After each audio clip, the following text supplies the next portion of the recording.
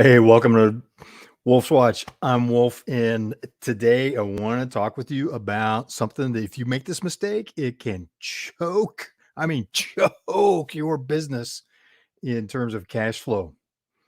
If you look at companies that don't manage cash, and this is, let me back up a step.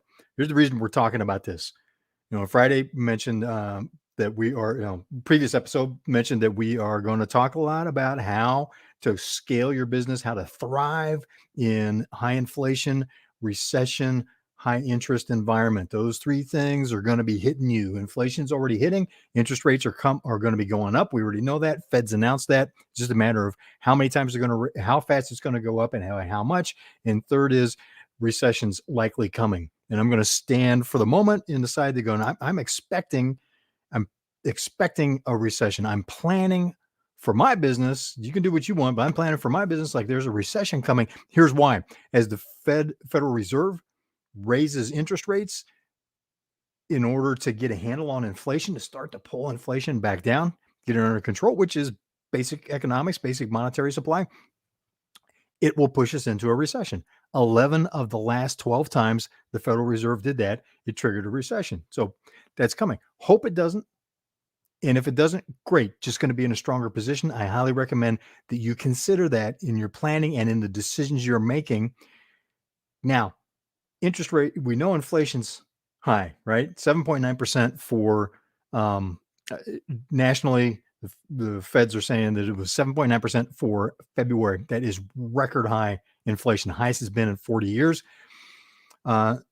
We've dug into the data deeper than that. It is in many categories 20% or more. In gasoline, it's a lot higher.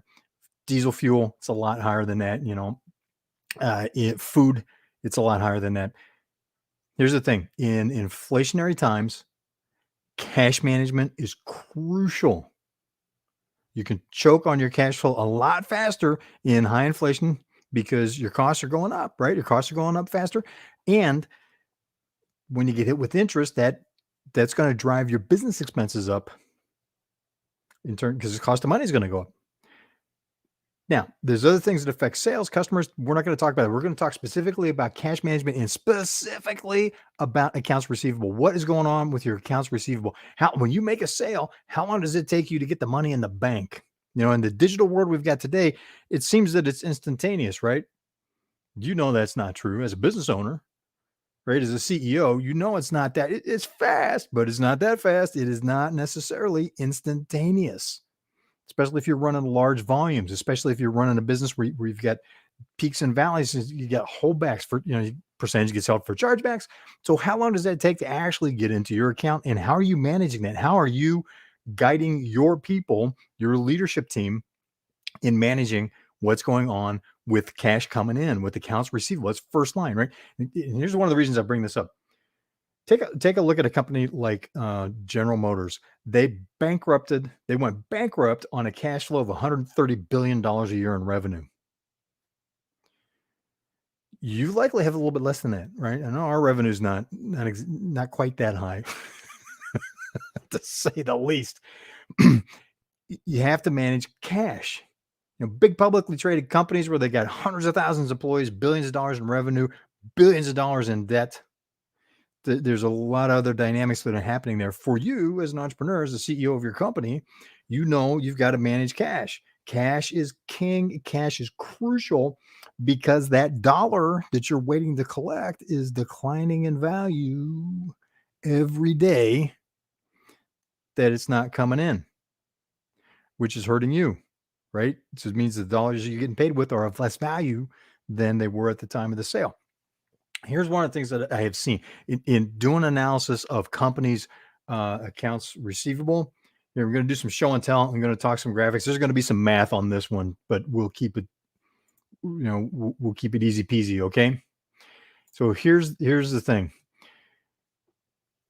I'm going to show you some graphics here. Now, here's what a lot of business owners think. They've got this chart on the right. It says right below it. So they think, here's the number of days. So if you think of this is the number of days or hours, if you're digital, argue that point. Here's the thing: as time goes on, you get more and more and more, and then boom, you've got everything that for a measured period that's been paid. How long does that take?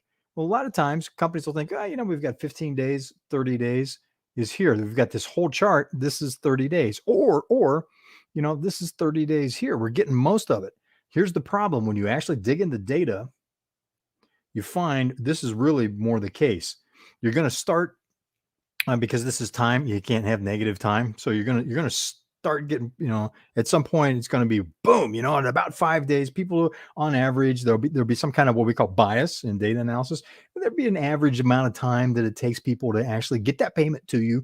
And that could be, even if you're digital, that could be 3, 4, 5 days, 14 days, just to go through all the different hands and transactions that it needs to go from being transacted on a website to actually landing in your bank account. So say this is, a few days starts coming in.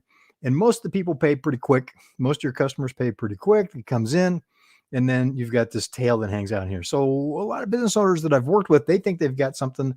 They want something that looks like this. They end up with something that looks like this, but they think that like 30 days, and let's use 30 days as just as a number. So they think that 30 days aging on the accounts receivable, or it takes 30 days to get the payment, is like about here. And they've got a few that come out longer. When you actually chart it, what you're going to find is that more across lots of probably not for your company, right? Probably not for your company, but across a lot of companies, they're going to be closer to having a 30-day average here, which means half of their payments are coming in longer than 30 days. Now, there's two challenges here. Two things I want to make sure we catch this. I'm going to put a fine. There's two challenges here to think about. What's the actual distribution? So where's the point where how many days does it take to get half of your payments in? And then how long does it take to get that second half of what's owed you paid, right? How long does that age? How long is that money hanging out there? Because you're financing those customers. Variation will eat your lunch if you're not managing the variation on that. Because that this money's under inflationary times, this money's worth less and less. This variation in payments coming in will eat your lunch, because you need to get that cash in so that you can pay, right? You've got bills to pay, you've got payroll to make, you need that cash to come in. And then if you're getting half of your customers paying within 15 days, within 30 days, but the other half don't pay for 100, you look at that second half for up to 180 days. And I have seen that. That may sound absurd. I have seen that. We've worked with customers, and let me give you an example. Let's do a little more show and tell here.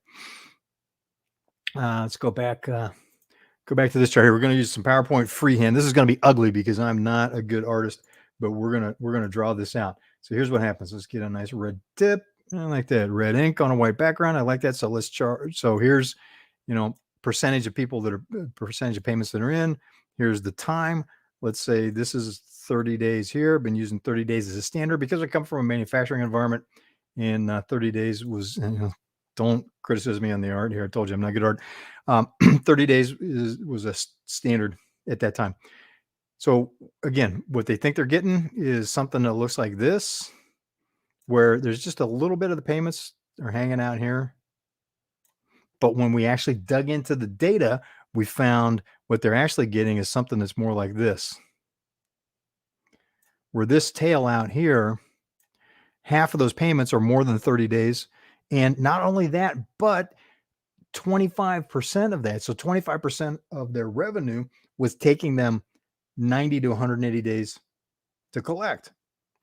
I've seen it get that bad, or in cases where there's, because they allow certain accounts to take a long time to slow pay them, you have a bump at the end. It's even worse, right? There's a whole bunch more that are late pay because they're being allowed to late pay. You can't do that in inflationary times. You can't do that when interest rates are going up. And those are two things that are givens right now. Inflation is here and it's going to stay. Some of the big brains and experts are saying through 2023, given the arc of how we got where we're at, seems likely. Interest rates are going up. We know that because the Fed's already announced they're going to raise interest rates. It's one of their levers that they pull in order to get a handle on inflation. Third thing is, it's very possible that we'll hit a recession, so everything's going to slow down, right? It's costing you more to do business. Now a whole economy, the market you're doing business in, is going to slow down if there's a recession. And it's possible, very possible, there could be a recession because, again, 11 out of the last 12 times that the Federal Reserve raised interest rates to get a handle on inflation, it triggered a recession. So just think about that. Now, and again, you need to be working on variation. So the key here is if this is 30 days, say it's taking 30 days or 30 minutes, whatever that measure may be for you, for your specific business, to get money to come in, you don't want a whole bunch of it hanging out here because the variation is not being managed. Talk to too many people that too many business owners, they're going, yeah, our average is 20 days, our average is 10 days. That sounds really good, but then they find out that 30% of what they got coming in is hanging way out 45 plus days because they're not managing the variation. Variation will eat your lunch. Literally, it will choke your cash flow. And this is the big mistake to not do, to not be paying attention to the variation, like we showed you on these charts, where where you think you have a really nice, quick, most people are paying, it's a tight distribution around a 10-day window, say, or if you're electronic, a 10-minute window to get that to hit your bank account. And for whatever reason that creeps out, it turns out to not be true. As the CEO of your business, how are you coaching your leadership team to deal with that? How are they measuring how long it takes to go? Because the thing that you're really interested in, right, from a cash flow standpoint, is you make a sale, you get the money in the bank. How long does that take? How do you measure that? Days aging and accounts receivable is a classic way of doing it. We've got better data, better analytical tools today. Might be something that works better for your business by looking at what's this gap between the sale and hitting the bank account. So you've got that cash on hand to do something with, to pay bills, to do payroll, to cover payroll, to pay for your kids' school, right? Got to manage the cash. The whole point to this conversation is make sure you manage the variation and that you've got the right metric that you're paying attention to on cash coming in the door so that you don't choke on your cash flow, because either it's taking too long to come in or you're finding out you're not getting as much of it coming in as fast as you thought you did. So you got start getting checks passing in the bank. You got a check coming in, got a bigger check going out, and check coming in didn't hit on the right timing. So crucial, manage AR. And as the CEO of your business, you need to coach your leadership team to be thinking like this, variation in general, because if it's all over the map, you can't be precise. We'll talk about that more in another episode. Manage accounts receivable, manage the speed with which you collect cash and get it in your bank account after you make a sale. And not you personally as an entrepreneur, as the CEO of your business, it's how you lead your leadership team on paying attention to that and other issues that we'll be talking about here in the next few days. So thanks for joining us for Wolf's Watch. I'm Wolf. Great to have you part of the conversation.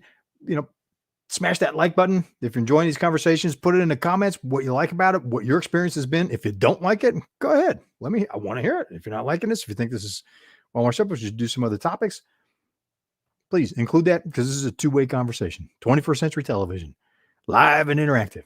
So thanks again for being part of Wolf's Watch, and I will see you on the trail.